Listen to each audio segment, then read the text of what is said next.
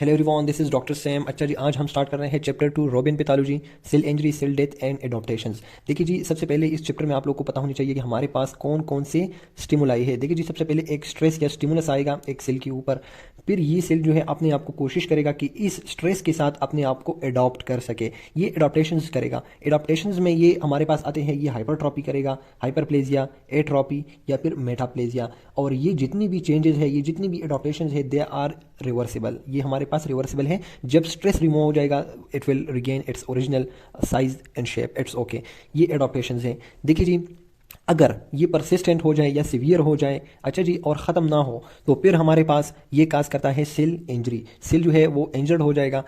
उसके बाद अगर सेल इंजरी भी परसिस्टेंट हो तो फाइनली हमारे पास होगा सेल डेथ या एपोप्टोसिस या नेक्रोसिस। तो देखिए जी, हमारे पास ये चैप्टर भी इसी फॉर्म में लिखा है। सबसे पहले देखिए जी, आप लोग की एडॉप्टेशंस का आप लोग को पता होनी चाहिए। अगर एडॉप्टेशंस जो है वो काम ना करे, स्ट्रेस और भी सीवियर होता जाए, तो फिर हमारे पास आता है रिवर्सिबल सेल इंजरी। देखिए जी, फिर हम जो है सेल वो रिवर्सिबल इंजर्ड होगा। लेकिन अगर एक ऐसा फेज आ जाए कि रिवर्सिबल इंजरी जो है वो भी सफिशिएंट ना हो, तो सेल इरिवर्सिबल जो है वो स्टेट में जाएगा, जिसको हम कहते हैं सेल डेथ। उसमें हमारे पास आता है नेक्रोसिस एंड एपोप्टोसिस। अच्छा जी, तो ये इस चैप्टर का पूरा खुलासा है। बाकी इस चैप्टर में आप लोग को mechanism of cell injury and cell death पढ़ा है कि हमारे पास सेल इंजर्ड और सेल डेथ कैसे होती है, तो किस किस चीज़ की वजह से होती है। तो या हाइपोक्सिया, इस्कीमिया या फिर इस्कीमिया परफ्यूजन इंजरी, ये बड़ा अच्छा कॉन्सेप्ट है। ऑक्सीडेटिव स्ट्रेस, या फिर आप लोग के पास टॉक्सिन्स है, या हमारे पास अगर एंडोप्लाज्मिक रेटिकुलम पर कोई स्ट्रेस आ रहा है, डीएनए डैमेज हो रहा है, इन्फ्लेमेशन है। So they are all completely about the causes. और बाकी जो है इस चैप्टर का ओवरव्यू मैंने आप लोग को दिया। इंशाल्लाह अब हम स्टार्ट करते हैं बाकायदा चैप्टर। अच्छा जी, चैप्टर के स्टार्ट में आप लोगों को दो चीज़ें दी हुई है। इंट्रोडक्शन टू पैथोलॉजी है, जिसमें इटियोलॉजी और पैथोजेनेसिस का, क्योंकि आगे हम जो भी डिजीज पढ़ते हैं ना, तो हम उसकी पैथोजेनेसिस पढ़ते हैं। सो हमें इटियोलॉजी और पैथोजेनेसिस का पता होनी चाहिए। अच्छा जी, सिंपली आप लोग याद रखें कि एटियोलॉजी जो है ये हम काज को कहते हैं। अच्छा जी, जो हमारे पास एक स्पेसिफिक काज है, देखिए जी, हाइपोक्सिया हो गया, कोई वायरस हो गया, कोई बैक्टीरिया हो गया, जो भी हमारे पास काज बन रहा है, सो दिट इज कॉल्ड एटियोलॉजी। और पैथोजेनेसिस जो है ये एक मैकेनिज्म है। देखिए जी, अगर एक वायरस आ गया, सो दिस इज द काज। लेकिन अब ये जिस मैकेनिज्म के थ्रू, मतलब किस चीज़ पे अटैक करता है, फिर कौन कौन से स्ट्रक्चरल एंड फंक्शनल चेंजेस लेके आता है, तो उसको हम कहते हैं पैथोजेनेसिस। तो aetiology is the main cause and pathogenesis is actually the development या mechanism of development and progression of disease. तो ये आप लोग याद रखें। अच्छा जी, यहाँ पर ओवरव्यू दिया हुआ है कि हमारे पास सेलुलर रिस्पांस जो है स्ट्रेस को, वो क्या होती है। तो मैंने आप लोग को ऑलरेडी बता दिया कि हमारे पास देखिए जी, एक तो फिजियोलॉजिकल स्ट्रेसेस होते हैं, जिस तरह अगर हार्ट के ऊपर कोई इंक्रीज लोड आ रहा है तो वो फिजियोलॉजिकल है। फिर वो हमारे पास अगर हार्ट जो है कंटिन्यूसली क्या फेस कर रहा है, हाई ब्लड प्रेशर फेस कर रहा है, तो वो जो है एडॉप्टेशंस लेगा अपने मसल्स में, ताकि वो जो है हाई प्रेशर के ऊपर अपना फोर्स जो है वो अप्लाई कर सके और ब्लड सप्लाई हो सके। सो एडॉप्टेशंस आती है हमारे पास। स्ट्रेस आ गया, हाई ब्लड प्रेशर, तो उसके रिजल्ट में हमारे पास एडॉप्टेशंस।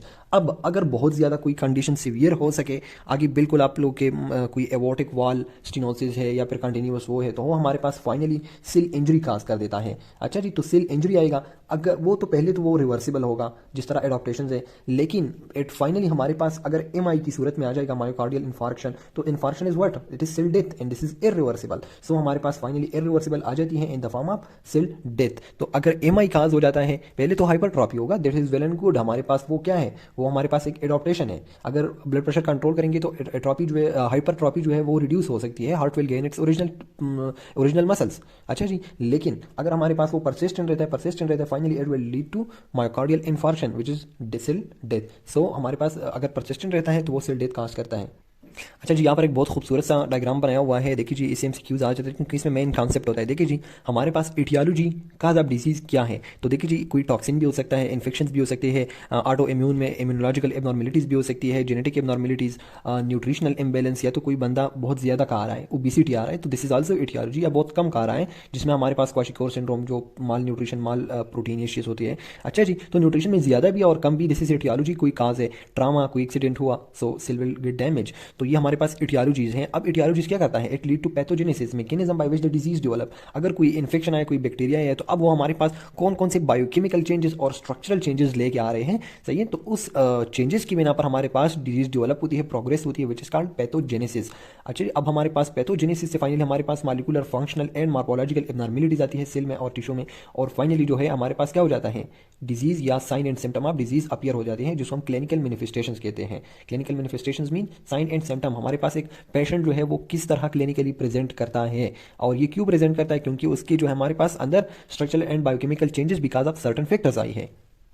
अच्छा जी, ये भी एक डायग्राम है जो मैंने आप लोग को ऑलरेडी एक्सप्लेन किया है कि हमारे पास एक नॉर्मल सेल होता है जिसके अंदर एक प्रॉपर होमोस्टेसिस चलता है। अच्छा जी, फिर एक इंजूरियस स्टिमुलस आया और वो उसके अंदर रिवर्सिबल इंजरी काज कर देता है। जिस तरह आप लोगों की एडॉप्टेशन है, हाइपरट्रॉपी, हाइपरप्लेजिया, ये आप लोग की रिवर्सिबल इंजरी है, ये बात याद रखिए। अच्छा जी, लेकिन अगर वो सीवियर एंड प्रोग्रेस करेगा तो हमारे पास फाइनली ये इरिवर्सिबल इंजरी में जाएगा, जिसको हम कहते हैं सेल डेथ, या तो नेक्रोसिस या एपोप्टोसिस। तो ये एक स्कीम है, आप लोगों ने याद रखना है। अच्छा जी, अब हमने जितनी भी सारी वो पढ़े, हमारे पास immunological, infection, toxin, genetic abnormality, nutritional trauma, जितनी भी हमने काजेज ऑफ सेल इंजरी पढ़े हैं, एटियोलॉजी पढ़े हैं, काजेज ऑफ सेल इंजरी पढ़े हैं, वो अब हम यहाँ दोबारा पढ़ देते हैं कि हमारे पास इस्कीमिया, हाइपोक्सिया एंड इस्कीमिया। अच्छा जी, दूसरा हमारे पास है toxins, infections, immunological reactions, genetic abnormalities, ageing, ये जितनी भी है ना यहाँ पर मैंने आप लोग को पढ़ा दिया ना, तो वो हम दोबारा से यहाँ उसकी डिटेल पढ़ते हैं।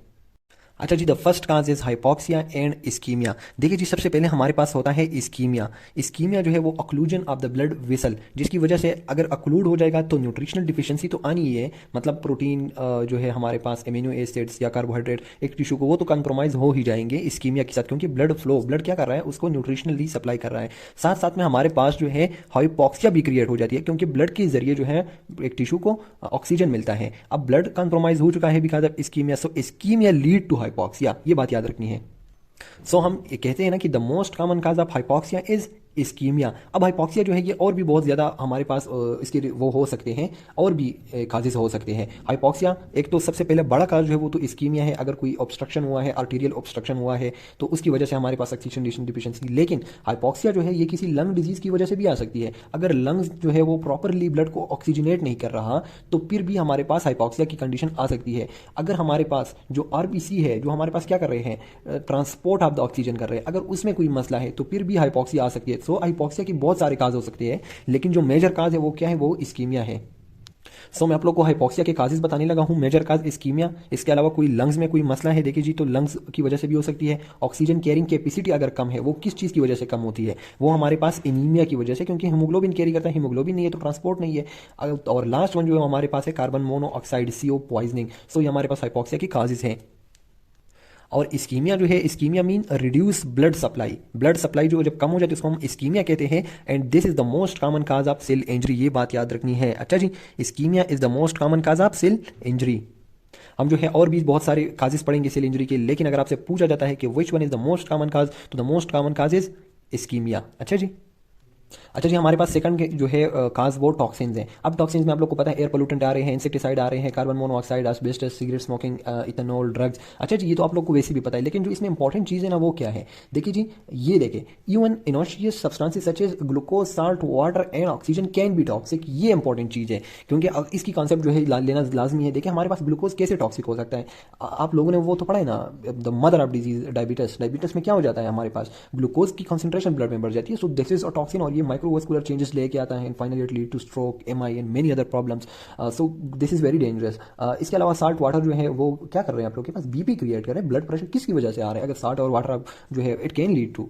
इसके अलावा जो है ऑक्सीजन कैन भी टॉक्सिक, ऑक्सीजन अगर कुछ अमाउंट से ज़्यादा बढ़ जाए तो it is very dangerous. So oxygen का भी एक प्रॉपर सिचुएशन रेशो है। अच्छा जी, सो हाइपर वो जो है oxygen, it is also very dangerous. अच्छा जी, now we are heading toward infectious agent. Infectious agent में आप लोग को पता है वायरस है, बैक्टीरिया है, पंजाई है, प्रोटोजोन है, they all cause infection and finally infection due to inflammation.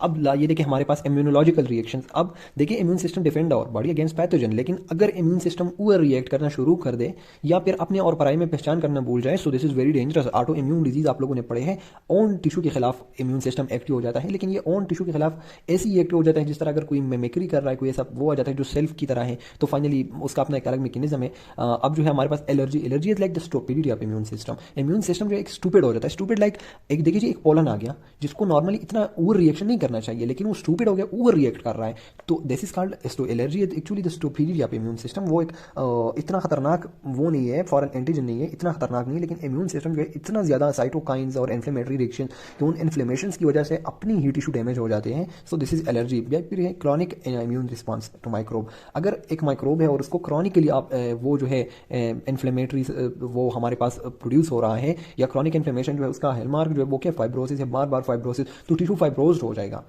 तो it will lost its own function.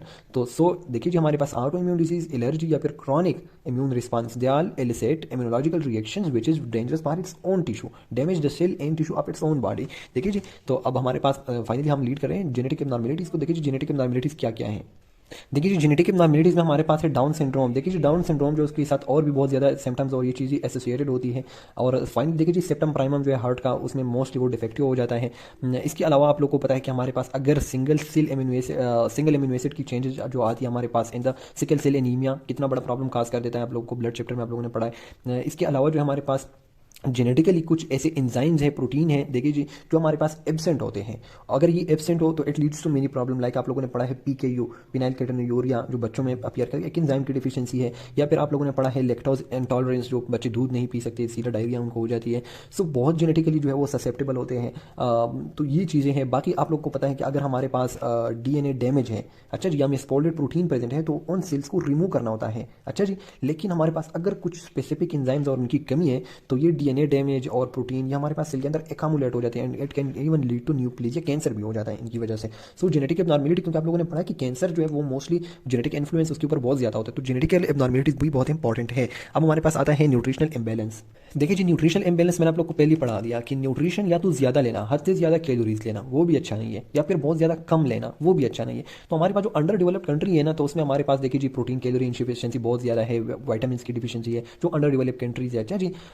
तो हमारे पास जो डाइटरी इंटेक्ट वाली चीज़ें हैं ना, तो वो सारे जो कमी है तो वो अंडर डेवलप्ड कंट्रीज़ में है। लेकिन जो हमारे पास डेवलप्ड कंट्रीज़ हैं तो वो तो ज़्यादा कैलोरीज ले रहे हैं, जिस तरह यूरोपियन कंट्रीज, तो पर ओबिसिटी बहुत ज़्यादा कॉमन है, अच्छा जी। And this is also a problem, imbalance है, या तो ज़्यादा या कम, दोनों इम्बैलेंस में आ रहे हैं, तो वो लीड टू ओबिसिटी, और ओबिसिटी जो है वो finally it leads to many problems, अच्छा जी। अगर कमी है तो क्वाशिकोर सिंड्रोम, यानी कि प्रोटीन कम होंगे, मसल की एट्रोफी हो जाएगी, बहुत सारे प्रॉब्लम्स आ जा सकते हैं। लेकिन जो ज़्यादा है तो ओबिसिटी, और finally it leads to type 2 diabetes, उनके रिसेप्टर्स जो है वो फाइनली बहुत अच्छे काम नहीं कर रहे होते हैं, फिर ग्लूकोज की मेटाबॉलिज्म इफेक्ट हो जाती है, और देखिए जी, it leads to atherosclerosis and even up to stroke.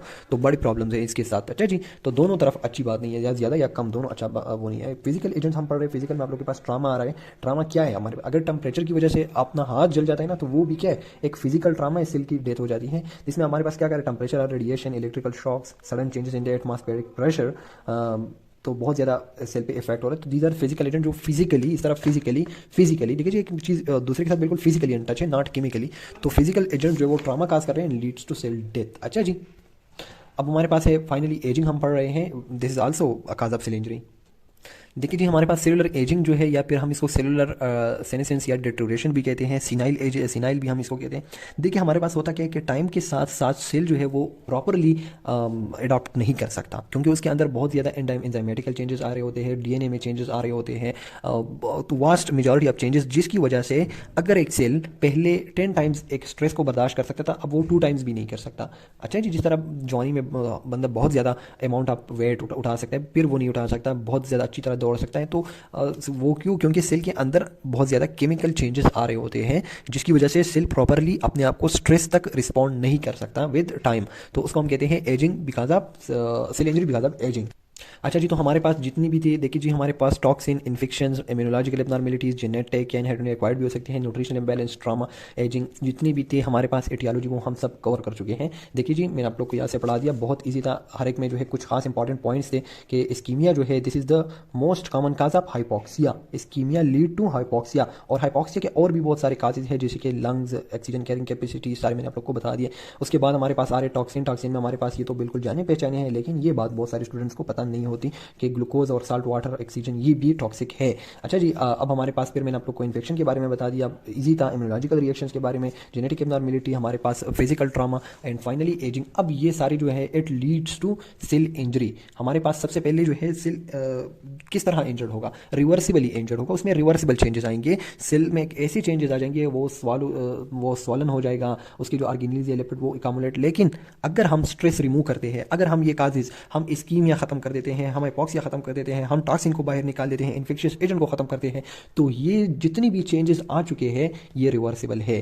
तो सेल एक ऐसे स्टेट में होगा जहां से वो दोबारा आ सकता है। लेकिन अगर ये सेल इरिवर्सिबल जाएगा तो फिर सेल डेथ एंड में जाएगा निक्रोसिस एंड एपोप्टोसिस में। सो हम सबसे पहले हम पढ़ लेते हैं सेल इंजरी, और सेल इंजरी में हमारे पास सेल के अंदर कौन कौन से चेंजेस लेके आते हैं। अगर हम एक सेल देखेंगे, देखिए जी, हम एक सेल देख रहे हैं जो अंडर स्ट्रेस है, तो उस सेल में क्या क्या चेंजेस हैं, तो उसकी मार्पोलॉजी में हम देखते हैं सेलुलर स्विलिंग है हमारे पास, फैटी चेंजेस किस तरह आ रहे हैं, फैटी कम्युलेट हो रहे हैं, कहाँ पर स्पेशली कम्युलेट हो रहे हैं, साइटोप्लाज्म में क्या क्या चेंजेस आ रहे हैं, न्यूक्लियस में क्या क्या चेंजेस आ रहे हैं। तो ये हम इंशाल्लाह नेक्स्ट लेक्चर में हम रिवर्सिबल सेल इंजरी पढ़ेंगे। सेल इंजरी जब खत्म हो जाएगा तो हमारे पास सेल डेथ आएगा। सेल डेथ में हमारे पास फिर हम देखेंगे कि अगर एक सेल डेथ हो चुका है, उसकी नेक्रोसिस हो चुका है। देखिए जी, सबसे पहले हमारे पास नेक्रोसिस है, तो अगर नेक्रोसिस हो चुका है तो उसकी मॉर्फोलॉजी क्या है, हम उस सेल को अंडर माइक्रोस्कोप या वो देखेंगे, उस सेल को स्टडी करेंगे। ये this is all about your chapter, बहुत ईजी है।